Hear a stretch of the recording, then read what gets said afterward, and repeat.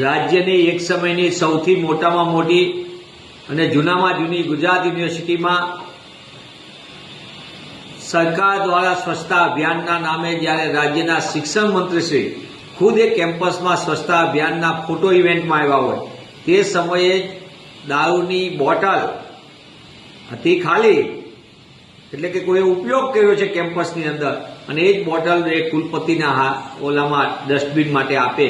મને એમ લાગે છે કે આ શિક્ષણ ધામમાં કઈ પ્રકારની નિમ્ન કક્ષાનું ચાલી રહ્યું છે. કરોડો રૂપિયાના સિક્યુરિટીના ખર્ચા યુનિવર્સિટી દ્વારા, મોટા મોટા ટેન્ડરો, તો આવે છે ક્યાંથી આ પ્રકારનું? નશાકારક પદાર્થોથી મુક્ત કરવાનું કેમ્પસ હોય એની બદલે ઉલટું ચાલી રહ્યું છે. અગાઉ હેમચંદ્રાચાર્ય ઉત્તર ગુજરાત યુનિવર્સિટીમાં મોટા પાયે દારૂની મહેફિલનો આવ્યો, સૌરાષ્ટ્ર યુનિવર્સિટીમાં આવ્યું હતું મોટા પાયે, અને હવે ગુજરાત યુનિવર્સિટીમાં મને એમ લાગે છે કે આ ફોટો ઇવેન્ટ સ્વચ્છતાનો કરવાને બદલે હકીકતમાં ગુજરાતમાં નશાના વેપલા ઉપર રોક લગાવવાની જરૂર છે.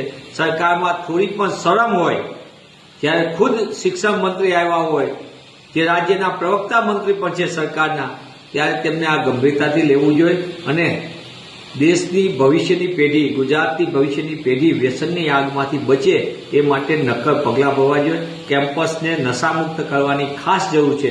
જે દુઃખ સાથે કહેવું પડે, ગુજરાતની ભાજપ સરકારમાં નશાનો વેપલો બે રોકટોક ચાલી રહ્યો છે, એ પણ ચિંતાનો વિષય છે. ત્યારે પુનઃ હું માંગ કરું છું, આ સમગ્ર બાબતની તપાસ થવી જોઈએ. જે કોઈ સલામતી રક્ષકોના નામે જેને લાખો રૂપિયાના ટેન્ડરો પણ, એની પણ તપાસ થવી જોઈએ કે આ કઈ રીતે ખેલ ચાલી રહ્યો છે અને આ ખેલમાં કોણ કોણ સંડોવાયેલું છે.